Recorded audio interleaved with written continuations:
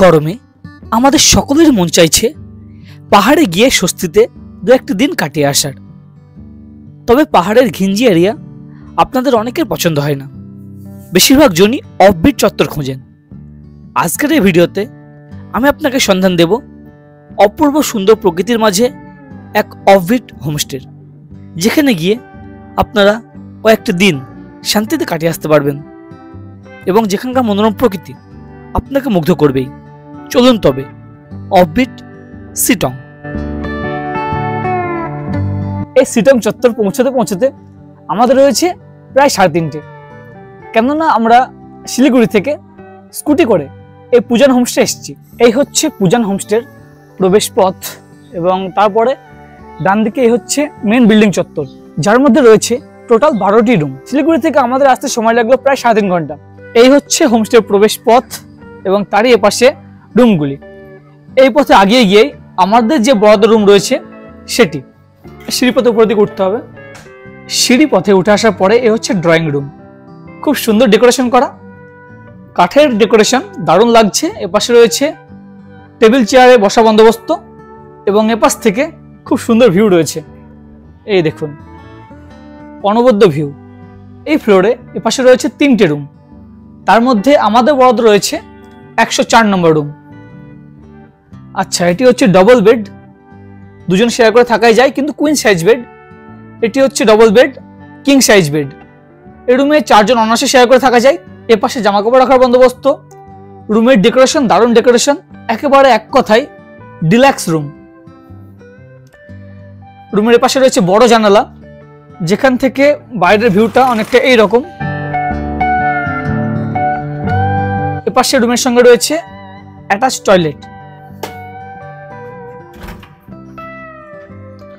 টয়লেটটিও deluxe, western style. রয়েছে গিজারের বন্দোবস্ত, বেসিন মিররের বন্দোবস্ত। হোমস্টেতে এসে আমাদের থাকার বন্দোবস্ত হয়েছে ফার্স্ট ফ্লোরে এবং সেখান থেকে নামার জন্য রয়েছে সিঁড়ি বন্দোবস্ত। এবং নেমে আসার পরে নিজের পরিবেশটা অনেকটা এরকম। এবং এপাশে রয়েছে এনাদের ডাইনিং এরিয়া, বিস্তীর্ণ ডাইনিং এরিয়া এবং পুরো খোলা ডাইনিং এরিয়া, যেখান থেকে সামনের পাহাড় চত্বরের অপূর্ব প্রকৃতির দারুণ ভিউ পাওয়া যায়। চারিদিকে পুরো সবুজের সমাহার।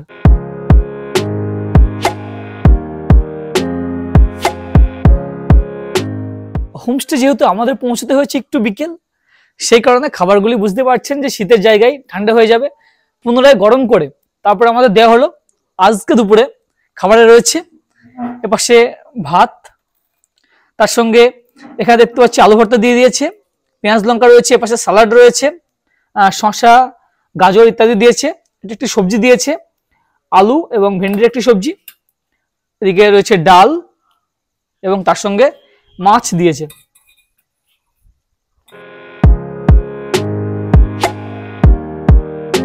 আমাদের রুমের পাশে যে রুম দুটি রয়েছে সেগুলি এক ঝলক দেখিয়ে নিই, চলুন।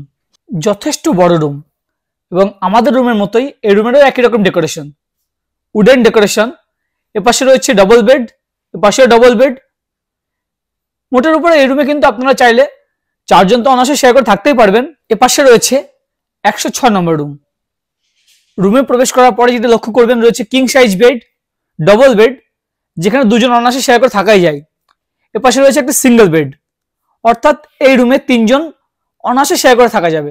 গত রাত্রি থেকে সারাটা দিন জার্নি করে আসার পরে বেশ খানিকটা রেস্ট নিলাম এবং সন্ধ্যা হতে দেখলাম বিপরীতে পাহাড়ের বাড়িগুলির টিমটিমানি আলো। এবং এখন সন্ধ্যা 7টা। ইভিনিং স্ন্যাক্স আমাদের রুমে সার্ভ করা হয়েছে। আজকে ইভিনিং স্ন্যাক্স রয়েছে মোমো। বাংলা ও বিশ্ব সাহিত্যের রোমাঞ্চকর কিছু গল্প দিয়ে সাজানো আমাদের এই বিশেষ নিবেদন সানডে সাসপেন্স। এমন রোমাঞ্চমাখা ওয়েদার, তার সঙ্গে সানডে সাসপেন্স থাকবে না তা কখনো হয়? এই সন্ধ্যাটা সানডে সাসপেন্সের সঙ্গে দারুণভাবে জমে গেল। রাত্রি 10টা। রুম থেকে আবারও নেমে এলাম হোমস্টের ডাইনিং এরিয়ার সামনে। এক অন্য মায়াবী রূপ।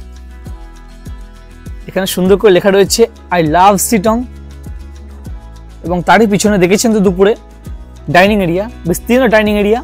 বসে গেছি রাত্রে ডিনারে। আজকে ডিনারে রয়েছে চিলি চিকেন এবং রুটি। আমাদের কিন্তু আসা মাত্র জিজ্ঞেস করা হয়েছিল রাত্রেবেলা কি খাবেন, ভাত নাকি রুটি।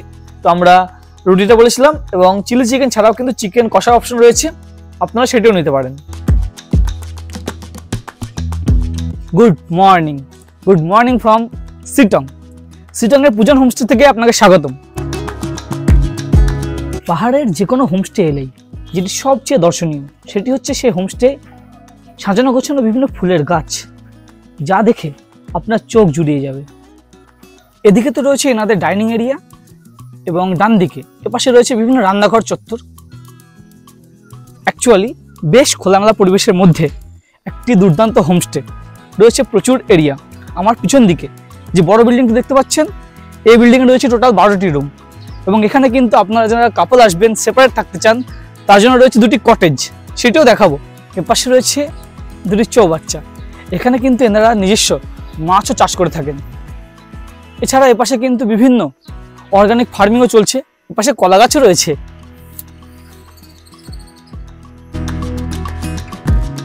হোমস্টে চত্বর থেকে চারিদিকে পুরো সবুজের সমাহার, যা দেখে আপনার প্রাণটি জুড়িয়ে যাবেই। এই দেখুন পিছনে যে হোমস্টে বড় বিল্ডিং, তার পাশ দিয়ে রয়েছে এরকম সিঁড়ি পথ।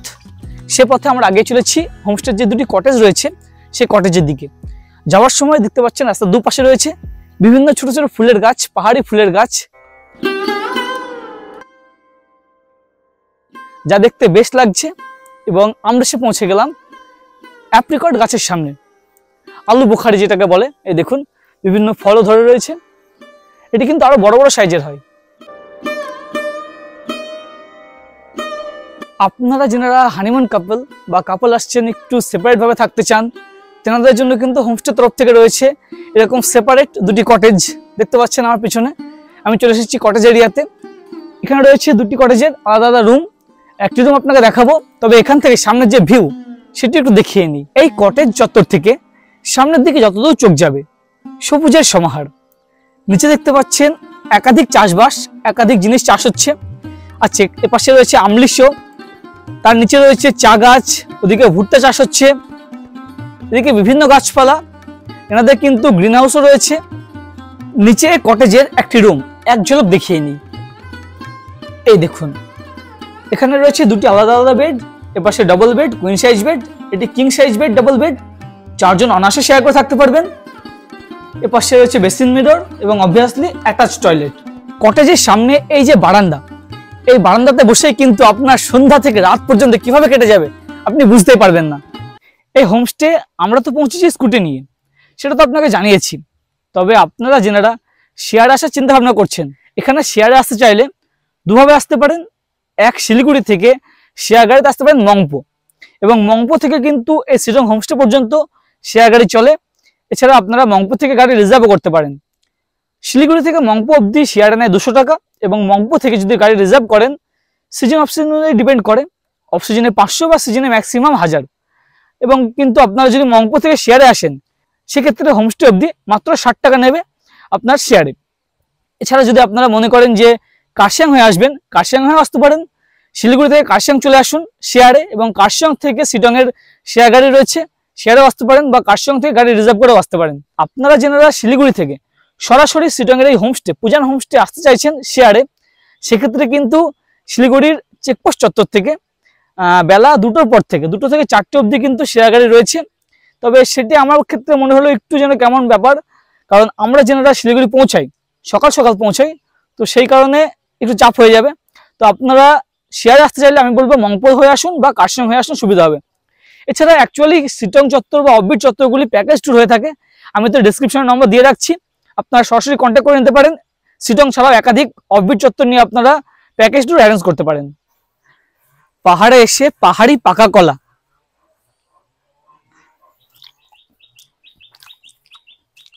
ডিফারেন্ট আর কি হবে, একই রকম।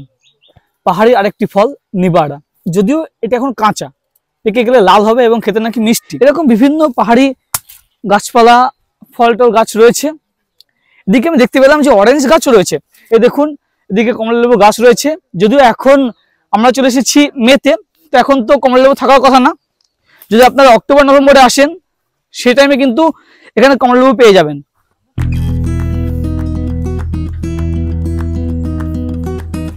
সকালবেলাটা হোমস্টে চত্বর ঘোরাঘুরি করতে করতে বেশ কাটলো এবং ঘোরাঘুরি করতে করতেই বেজেছে 10টা।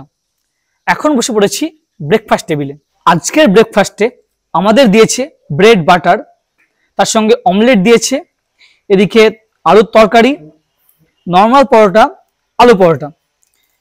এখানে কিন্তু সবগুলি অপশনাল। আপনারা যারা ব্রেকফাস্টে আলু পরোটা নেবেন শুধু আলু পরোটা পাবেন, বা আপনারা ম্যাগি চাইলে শুধু ম্যাগি, বা নর্মাল পরোটা চাইলে তার সঙ্গে তো আলু তরকারি দিয়ে দেবে, বা আপনারা ব্রেড অমলেট চাইলে ব্রেড অমলেট, যেমনটা চাইবেন সবই অপশনাল আপনাকে ব্রেকফাস্টে দেবে। Thank you. ঠিক আছে, মোটামুটি সময় হয়ে গেছে এই পূজান হোমস্টেকে বিদায় জানিয়ে পরবর্তী গন্তব্যের দিকে যাওয়া। অ্যাকচুয়ালি এখান থেকে পাশে হচ্ছে যোগীঘাট, আমরা এবার চলবো যোগীঘাটের দিকে। হোমস্টে থেকে যোগীঘাট মাত্র 1 কিলোমিটার, এখান থেকে মিনিট 5 লাগবে না। আমাদের কাছে যেহেতু স্কুটি আছে তো আমরা তো সরাসরি চলে যাব, এবং আপনারা যারা মনে করছেন যোগীঘাটে হেঁটে যাবেন হেঁটেও যেতে পারেন।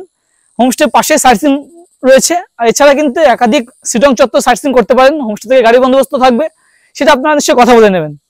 আমরা এবার আগে চলবো যোগীঘাট। এই গরমে উত্তরবঙ্গের একটি জনপ্রিয় গন্তব্য শিবখোলা, যেটি হোমস্টে থেকে খুব সহজে যাওয়া যায়। আমরা আসার সময় শিবখোলা হয়ে এসেছি, আপনারা চাইলে শিবখোলা ঘুরে দেখতে পারেন।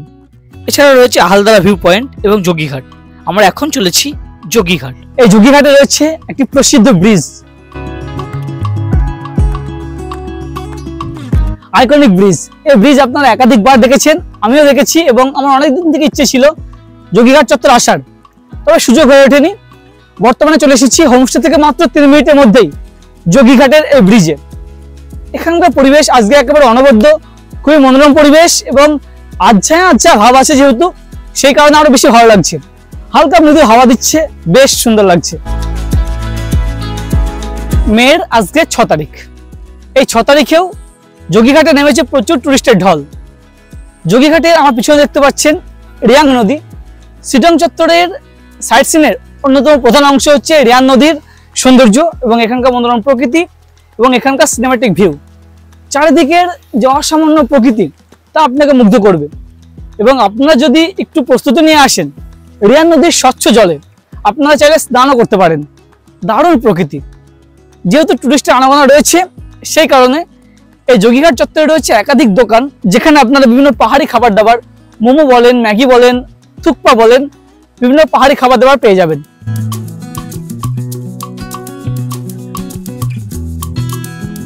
এই সিটং চত্বর এসে আপনারা যোগীঘাট ছাড়াও আহালদারা ভিউ পয়েন্ট সহ একাধিক জায়গা আপনারা সার্চিং করতে পারেন।